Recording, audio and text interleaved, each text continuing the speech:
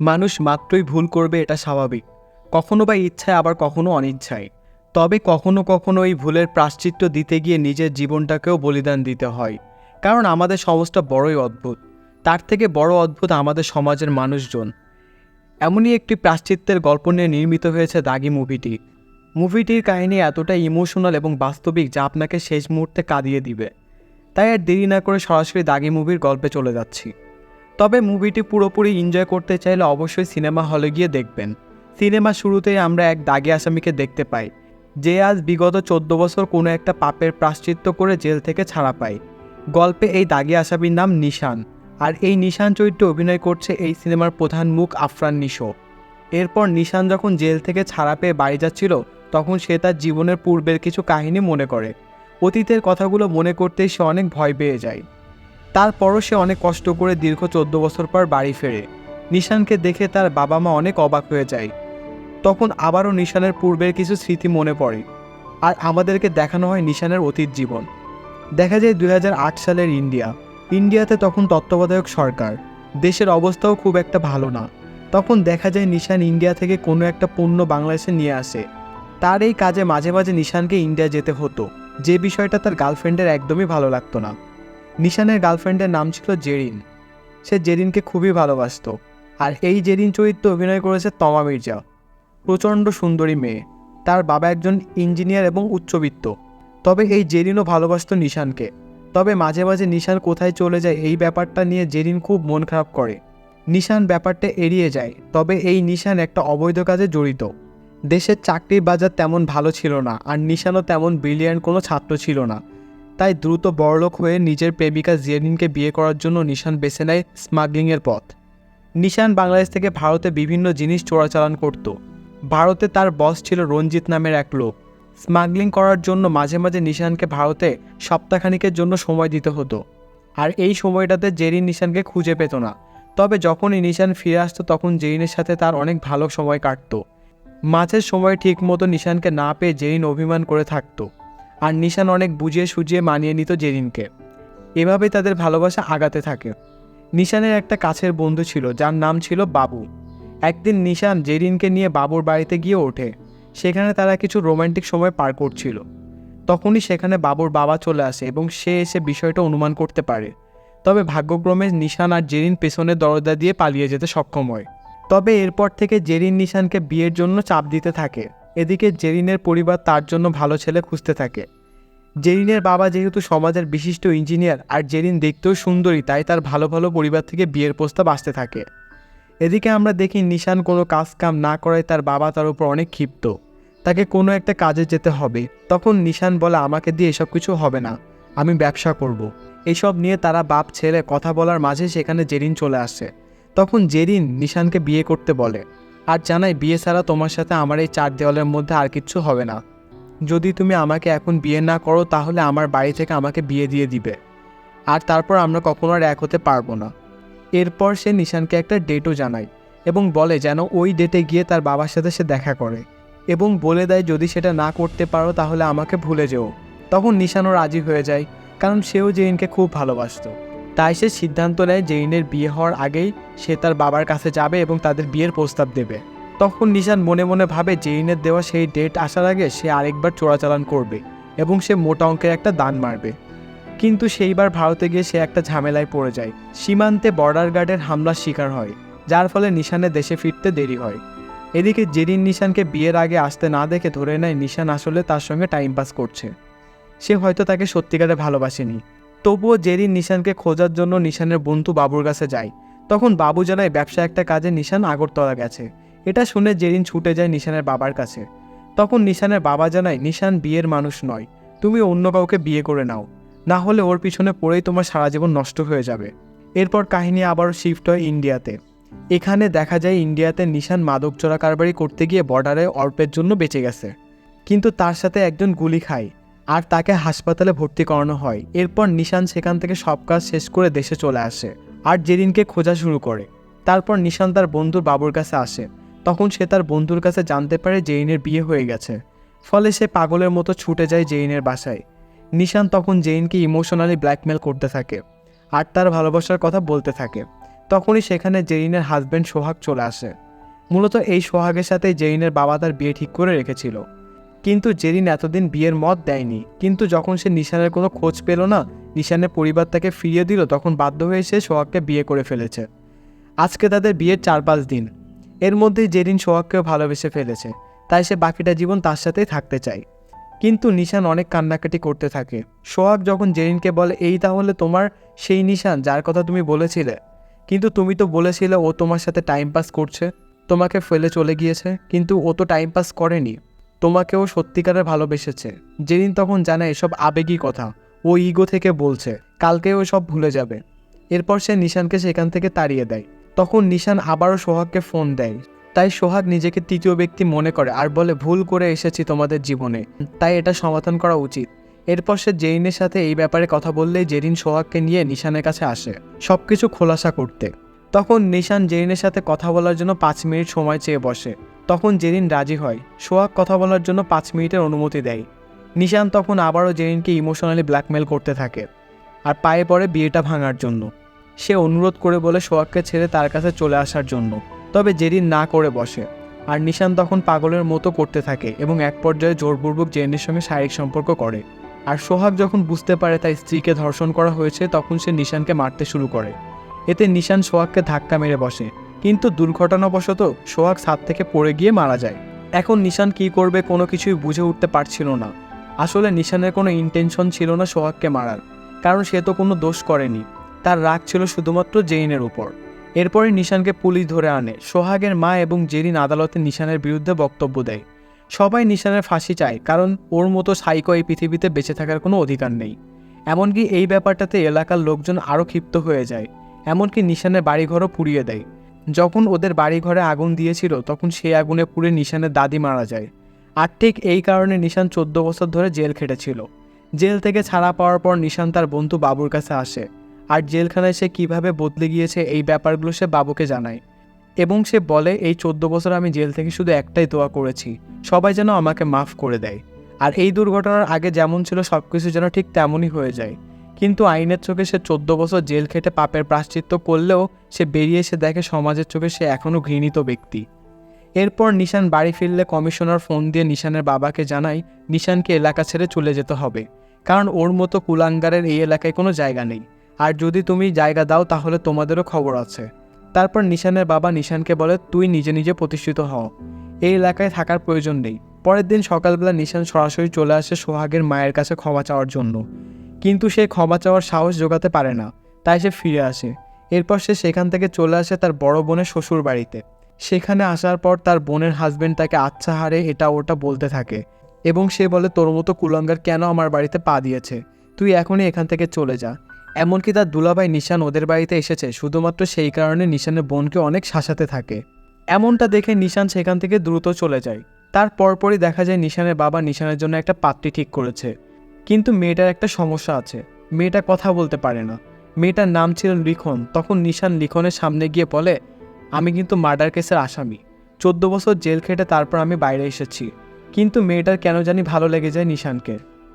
তারপরেই দেখা যায় নিশান একটা সুপার শপে কাজ পেয়েছে, আর ওই মেয়েটা সেখানে প্রায় প্রত্যেক দিন আসতো নিশানের সাথে দেখা করার জন্য।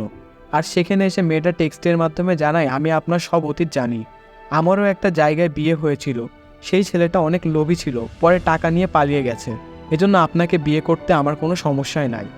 এরপর থেকে নিশানেরও মেয়েটার উপর একটু একটু ভালো লাগা কাজ করে। ওরা দুজনে একসাথে ঘোরাঘুরি করতে থাকে। কিছুদিন এভাবেই কেটে যায়।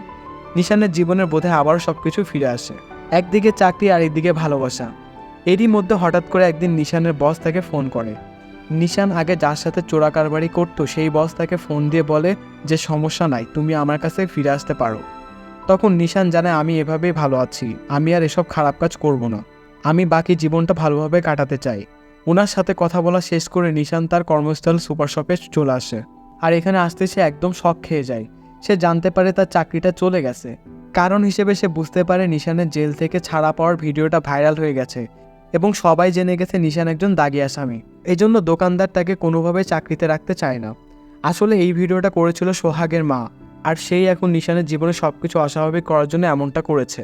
আর এরপরে নিশানের কাছে সেই মেয়েটা আসে, কিন্তু তার সাথে অনেক খারাপ ব্যবহার করে সেখান থেকে তাড়িয়ে দেয় নিশান।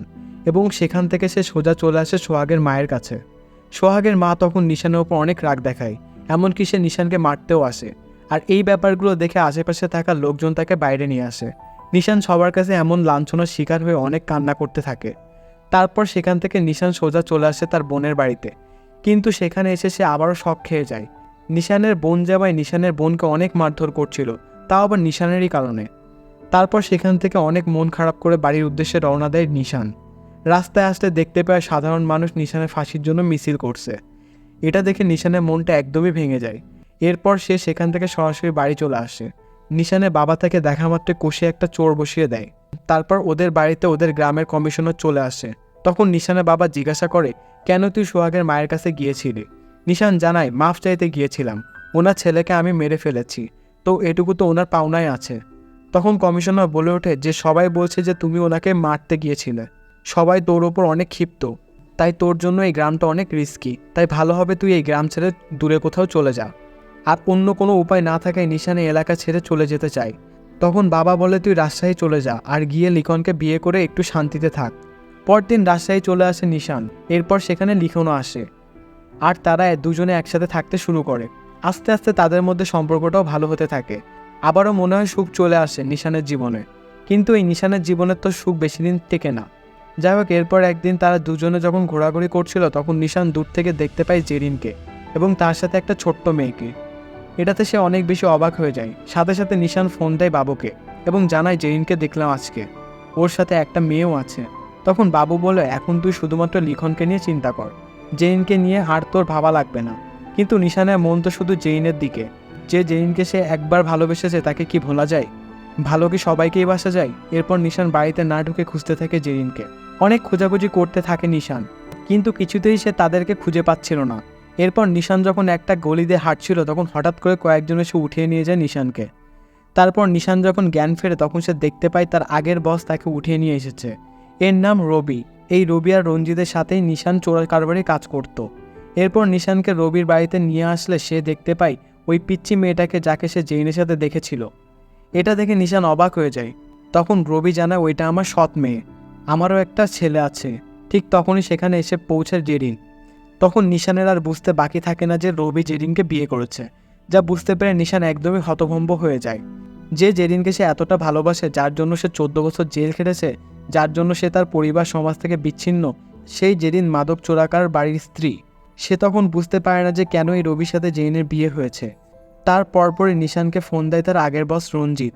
রঞ্জিত তখন তাকে ফোন করে বলে, রবি আমার সাথে বিশ্বাসঘাতকতা করেছে, এমনকি তোর সাথেও বিশ্বাসঘাতকতা করেছে, তো জেরিনকে বিয়ে করে নিয়েছে। তো এখন থেকে তুই শুধু আমার হয়ে কাজ করবি, আর তোর যা যা লাগে আমি তোকে সব কিছু দেবো। তোর মূল কাজ হবে রবির সাথে থেকে তুই সব কিছু আমাকে জানাবি। এরপরে নিশান রবির কাছ থেকে জানতে পারে সোহাগের মৃত্যুর পর জেরিন প্রেগনেন্ট হয়ে যায়, আর একটি মেয়েও হয়। সেই মেয়ে সহ জেরিন অনেকটা অসহায় হয়ে পড়ে, আর সেই সুযোগ নিয়ে রবি জেরিনকে বিয়ে করেছিল এবং এই রবির ঘরে তাদের একটি ছেলেও হয়েছে। এই সময় নিশানের সন্দেহ হতে থাকে জেরিনের প্রথম যে মেয়েটি সে হয়তো তারই সন্তান, কারণ জেলে যাওয়ার আগে সেদিন জেরিনের সাথে সে জোরপূর্বক ইন্টিমেট হয়েছিল। এর মধ্যে নিশান জানতে পারে রবি কেন তাকে ধরে নিয়ে এসেছে। এই যে রঞ্জিতের সাথে রবি যে প্রতারণা করেছে, এখন রবি চায় নিশানকে নিয়ে গিয়ে রঞ্জিতের সাথে তাদের ভুল বুঝাবুঝি শেষ করতে। তবে এখন আর নিশানের এসব ঝামেলায় জড়ানোর বিন্দুমাত্র ইচ্ছা ছিল না, কিন্তু কৌশলী তার মেয়ে কিনা শুধুমাত্র সেটা জানার জন্য রবির বাড়িতে থেকে যায়। নিশান পরদিন দেখতে পায় বিভিন্ন ওসিলায় রবি তার কিশোরী সৎ মেয়ের গায়ে ব্যাড টাচ করছে। তখন থেকে নিশানের ভেতরে একটা পিত্তভাব জন্মাতে থাকে এবং সে রবির আচরণের প্রতিবাদ করতে থাকে। এসব দেখে রবি কৌশলীকে স্কুলে আনা নেওয়ার দায়িত্ব দেয় নিশানকে। নিশান কৌশলীকে একটা বাঁশি দিয়েছিল, কোনো বিপদে পড়লে যেন সে বাঁশি বাজিয়ে তাকে ডাকতে পারে। এদিকে জেরিন নিশানকে বারবার চলে যেতে বললেও কৌশলীর জন্য সব অপমান সহ্য করে নিশান রবির বাড়িতেই থেকে যায়। আর এই জেলখাটা দাগি জীবনে কৌশলী ছাড়া আর তার কোনো বেঁচে থাকার অবলম্বন ছিল না। নিশান প্রায় প্রত্যেক দিনই লিখনের সাথে দেখা করত, আর ওর সাথে দেখা করে তারপর চলে আসতো রবির বাড়িতে। এমনভাবে দেখতে দেখতে হঠাৎ একদিন জেরিন বলে ওঠে যে তুমি এখান থেকে চলে যাও, তুমি এখানে কেন এসেছো, কোন মতলব নিয়ে এসেছো? তখন নিশান বলে, ওইটা কি আমার মেয়ে? এর সাথে সাথে নিশান আরও অনেক প্রশ্ন করতে থাকে জেরিনকে, কিন্তু এসব প্রশ্নের কোনো উত্তরই দেয় না জেরিন, বরং তাকে এড়িয়ে যায়। এরপর জেরিন বাধ্য হয়ে জানায় এটা সোহাগের মেয়ে, আর ওর বাবাকে তুমি মেরে ফেলেছো। তুমি এখানে আরেকটু সময় থাকলে আমি কিন্তু আমাদের মেয়েকেও সব কিছু বলে দিব। তাই তোমার জন্য এটাই ভালো হবে যে তুমি এখান থেকে চলে যাও। কিন্তু নিশান বলে সোহাগের মৃত্যুটা শুধু একটি অ্যাক্সিডেন্ট ছিল, আমার কোনো ইন্টেনশন ছিল না ওকে মেরে ফেলার। তারপর জেরিন নিশানের কোনো কথাই শোনে না আর ওকে এখান থেকে চলে যেতে বলে। এরপর জেরিন রবিকে জিজ্ঞাসা করেছে কেন সে নিশানকে এখানে এনেছে। তখন রবি বলে যে কৌশলীর বাবা নিশান কিনা এটা জানার জন্য ওকে আমি এখানে এনেছি, কারণ তুমিও জানো না যে আসলে কৌশলীর বাবাকে। এটা শুনে আর কোনো কথা না বাড়িয়ে সেখান থেকে চলে যায় জেরিন। এদিকে কৌশলীকে স্কুল থেকে নিয়ে ঘোরাঘুরি করে বাড়ি ফিরে আসে নিশান। তখন জেরিন বলে স্টাফরা বাড়ির বাইরেই থাকে, ঘরের মধ্যে ঢোকার কোনো পারমিশন নেই। তারপর আবারও জেরিন নিশানকে অপমান করে সেখান থেকে চলে যেতে বলে। তখন নিশান বলে আমার যাওয়ার কোনো রাস্তা খোলা নেই, আর কৌশলী যদি আমার মেয়ে হয়ে থাকে তারপর আমি তাকে নিব না, কারণ দাগি আসামিদের সাথে ভালো কোনো মানুষ থাকলেও তাকে সবাই দাগি আসামি মনে করবে, আর এজন্য আমার কেউ নেই কারণ আমি দাগি। আর এখানে এসে আমি আমার জীবন বেঁচে থাকার একটা আশা খুঁজে পেয়েছি। প্লিজ আমার থেকে তুমি এটা ছিনিয়ে নিও না। আমার জীবনের শেষ রক্তবিন্দু হলেও আমি কৌশলীকে প্রোটেক্ট করে যাব। এরপর থেকে কৌশলীর সাথে সুন্দর সুন্দর মুহূর্ত কাটাতে থাকে নিশান। তারপরে নিশান বাবুকে কল দিয়ে বলে যে কৌশলী আমারই মেয়ে, কিন্তু সে তার মায়ের সাথেই থাকবে, আমি শুধু দূর থেকে দেখে যাব। এমনভাবে চলতে থাকলে হঠাৎ একদিন কৌশলী তার দাদিকে ফোন দিয়ে জানায় যে দাদি আমার একটা ভালো বন্ধু হয়েছে, এবং সেই সাথে কৌশলী তার বন্ধুর নামটাও বলে। আর এখানে তার বন্ধুর নাম বলে নিশান। নিশানের নাম শুনে কৌশলীর দাদি হঠাৎ সোহাগের মা একদমই হতবাক হয়ে যায়। আর এভাবেই কেটে যায় আরও কয়েকটা দিন। এরপর একদিন জেরিন জানায় সেদিন তোমাকে আমি আসতে বলেছিলাম আমার বাবার সাথে বিয়ের কথা বলার জন্য, কিন্তু তুমি আসলে না কেন? যদি সেদিন তুমি আসতে তাহলে এই দিনগুলো আমাদের কারোরই দেখতে হতো না। তখন নিশান জানায় ভেবেছিলাম একটা বড়সড় দান মেরে আসবো আর সারা জীবনের মতো এই কাজ ছেড়ে দিব। এরপর আরও অনেক কথা বলে দুজনের মন খারাপ করে। এত কিছু শোনার পরেও জেরিন রবিকে জানিয়ে দেয় নিশান যেন আর না আসে আমাদের বাড়িতে। ঠিক তখনই সেখানে কৌশলীর দাদিও চলে আসে। তিনি এসেই কৌশলীকে জানিয়ে দেয় যে তোর বাবাকে নিশানই মেরেছে, তাই ওর থেকে তুই দূরে দূরে থাকবি। নিশান যেহেতু এখন রবির হয়ে কাজ করছে তাই সে রবির কথা মতো রঞ্জিতকে ফোন দেয়। এরপর রবি রঞ্জিতের সাথে কথা বলে এবং তাকে বাংলাদেশে আসতে বলে, আর জানিয়ে দেয় তাদের মধ্যে সব কিছু মিটমাট করে নেবে। মূলত রঞ্জিত রবির কাছে অনেক টাকা পেত আর সেই টাকাগুলো রবি দিতে চায়। পরদিনই রবি নিশানকে নিয়ে চলে আসে রঞ্জিতের সাথে দেখা করার জন্য। রবি রঞ্জিতকে মিটিংয়ে এনেছিল ওকে মারার জন্য, তাই তো ওরা দুজন মুখোমুখি হলেই স্নাইপার দিয়ে মারতে থাকে রঞ্জিতকে। এরপর রবির লোকজন রঞ্জিতের লোকজনকে হত্যা করে, আর রবির এক ভাড়া করা গুন্ডা গুলি করে রঞ্জিতকে। তখন রঞ্জিত নদীতে ঝাঁপ দেয়, আর এই রঞ্জিতকে মারার দোষটাও চাপিয়ে দেয় নিশানের ঘাড়ে। তারপর রবি নিশানকে বলে তোকে প্ল্যান করে এখানে এনেছি, রঞ্জিতকে মেরে দেবো আমি, কিন্তু দোষটা যাবে তোর ঘাড়ে। এটা বলে নিশানকে মারতে গেলে সে কোনো রকমে নদীতে ঝাঁপ দিয়ে বেঁচে যায়। এদিকে দেখা যায় রবি যে রঞ্জিতকে মেরেছে এটা উপর মহলে সবাই জেনে যায়। এটাতে রবি অনেক ভয় পেয়ে যায়। তবে রঞ্জিত এত সহজ লোক ছিল না, সে এখনও বেঁচে আছে। সে ঠিকই বুঝে যায় নিশান জড়িত থাকুক আর না থাকুক রবি অবশ্যই এই মার্ডার প্ল্যানের মূল। তাই সে রবিকে জব্দ করার জন্য কৌশলীকে লোক দিয়ে তুলে আনায়, কারণ রঞ্জিত তো আর জানতো না যে কৌশলীর আসল বাবা রবি নয়, আর রবির তো কৌশলীর প্রতি কোনো মায়াও ছিল না। তাই সে নিজের ছেলেকে নিয়ে বিদেশে পালিয়ে যাওয়ার চেষ্টা করে। তখন জেরিন এতে বাধা দিলেই রবি জেরিনকেও মারতে থাকে। তবে তখনই সেখানে চলে আসে নিশান এবং রবিকে প্রতিহত করে। এরপর নিশান রবি যে রঞ্জিতের সাথে প্রতারণা করে বেশ কিছু টাকা মেরে দিয়েছিল সেই টাকা রবির কাছ থেকে নিয়ে নেয়। তারপর রবি এবং তার ছেলেকে বিদেশে পালানোর সুযোগ করে দেয়। এরপর সে জেরিনকে সাথে নিয়ে কৌশলীকে মুক্ত করতে যায়। এই জন্য সে তাদের আগের কথা মতো রেল স্টেশনে টাকা নিয়ে আসলে রঞ্জিত ফোন দিয়ে জানায় টাকা পেলে সে কৌশলীকে ছেড়ে দেবে ঠিকই, কিন্তু রবির সাথে মিলে তাকে হত্যা করার ষড়যন্ত্র করায় নিশানকে মরতে হবে। নিশান তখন নিজের জীবনের বিনিময় হলেও তার মেয়ে কৌশলীকে বাঁচানোর জন্য রঞ্জিতের ঠিকানায় যেতে থাকে। এমন সময় জেরিন নিশানকে শোনায় এক ভয়ঙ্কর সত্যি। যে সত্যিটা শুনে নিশানের সব কিছুই কেমন যেন এলোমেলো হয়ে যায়। সত্যিটা হলো জেরিনের সাথে সোহাগেরও শারীরিক সম্পর্ক হয়েছিল। আবার সোহাগ মারা যাবার দিনও নিশানও জোর করে তার সঙ্গে মিলিত হয়েছিল। তাই যখন সে গর্ভবতী হয় তখন থেকেই তার মধ্যে একটা সন্দেহ ছিল যে তার গর্ভের সন্তানটির জনককে। এজন্য কৌশলীর জন্মের পর জেরিন গোপনে ডিএনএ টেস্ট করিয়েছিল এবং নিশ্চিত হয়েছিল যে কৌশলী আসলে সোহাগের মেয়ে, নিশানের মেয়ে নয়। নিশান এই কথাটা শুনে খুবই কষ্ট পায়। এতদিন ধরে সে ভেবেছিল কৌশলীর মাধ্যমে সে পৃথিবীতে তার শেষ চিহ্ন রেখে যাবে, কিন্তু এখন সে জানতে পারলো কৌশলী তার মেয়ে নয়। তখন সে যেন তার জীবনের শেষ সম্বলটাও হারিয়ে ফেলে। কিন্তু পরক্ষণে সে কি যেন ভেবে সিদ্ধান্ত নেয় যার মেয়েই হোক না কেন সে নিজের জীবন বলিদান দিয়ে হলেও কৌশলীকে বাঁচাবে। সে টাকা নিয়ে রঞ্জিতের আস্তানায় যায়। রঞ্জিত নিশানকে গুলি করে মেরে ফেলতে গেলে কৌশলীর বুদ্ধির কারণে নিশানের দিকে তাক করা গুলিগুলো লক্ষ্যভ্রষ্ট হয়, আর সেই সুযোগে নিশান সবার সঙ্গে লড়তে থাকে। তবে এক পর্যায়ে আহত হয়ে নেতিয়ে পড়ে নিশান। তখন রঞ্জিত কৌশলীকে নিয়ে ভারতের দিকে যেতে থাকে। আর নিশানকে উদ্দেশ্য করে বলে, তোর মেয়েকে আমরা ভারতে নিয়ে পতিতালয়ে বিক্রি করে দিব। এই ঘটনাটা ঘটেছিল ঠিক ভারত বাংলার সীমান্তের মধ্যবর্তী একটি জায়গায়। নিশান যখন বুঝতে পারে তার এই অবস্থাতে সে আর কৌশলীকে বাঁচাতে পারবে না, তখন সে নিজের শেষ শক্তি দিয়ে একটা ঠেলাগাড়ির ওপর আগুন জ্বালিয়ে প্রতিরোধ গড়ে তোলে। আর জঙ্গলের ভিতরে হঠাৎ করে আগুন জ্বলতে দেখে দূর থেকে বিজেপির লোকেরা রঞ্জিতদের দেখে ফেলে এবং বর্ডার ক্রস করার আগেই তারা রঞ্জিতদের দলকে গুলি করে শেষ করে দেয়। তবে এর আগেই নিশানের বুকে লেগেছিল রঞ্জিতের গুলি। জীবনের শেষ শক্তিটুকু দিয়ে সে কৌশলীকে জেইনের বুকে ফিরিয়ে দিয়ে নিজের প্রতিজ্ঞা পূরণ করে। মারা যাওয়ার আগে সে সবার কাছে মাফ চাইতে থাকে। এমনকি এতদিন ধরে তাকে ঘৃণা করা সোহাগের মাও একটা ভ্যান নিয়ে আসে নিশানকে হাসপাতালে নিয়ে যাওয়ার জন্য। নিশান তখন বুঝতে পারে নিজের জীবনের বিনিময় হলেও সে নিজের কৃতকর্মের প্রায়শ্চিত্ত করতে পেরেছে। এজন্য নিশান মৃত্যুর আগ পর্যন্ত নিজের জীবনে সুন্দর কিছু মুহূর্ত কল্পনা করতে করতে সেখানে মৃত্যুর কোলে ঢলে পড়ে। আর এখানে শেষ হয় এই অসম্ভব সুন্দর দাগ কেটে যাওয়া দাগি মুভিটি। আমাদের সমাজের মানুষগুলো খুবই কঠিন মনের। কেউ জেল খেটে আসলে তাকে ভিন্ন চোখে দেখতে হবে এমনটা না, কারণ যে মানুষটা জেলে যায় সে নিজের পাপের প্রায়শ্চিত্ত করার জন্যই জেলে যায়। এরপর শাস্তি ভোগ করে যখন সে পরিবার সমাজের কাছে ফিরে আসে তখন সে হয়ে যায় সমাজের আতঙ্ক। এরপর যখন সমাজের মধ্যে আবারও তেমন কোনো অপরাধ ঘটে তখন আমরা তাদেরকে সন্দেহ করি। এভাবে তাদের জীবনটা চললেও সুন্দর হয়ে ওঠা সম্ভব হয়ে ওঠে না। তাই আমরা চেষ্টা করব সমাজের সবার সাথে মিলেমিশে থাকার। মুভিটি কেমন লাগলো সেটি অবশ্যই কমেন্টে জানাবেন। আর চ্যানেলে নতুন হয়ে থাকলে সাবস্ক্রাইব করে রাখবেন। ধন্যবাদ।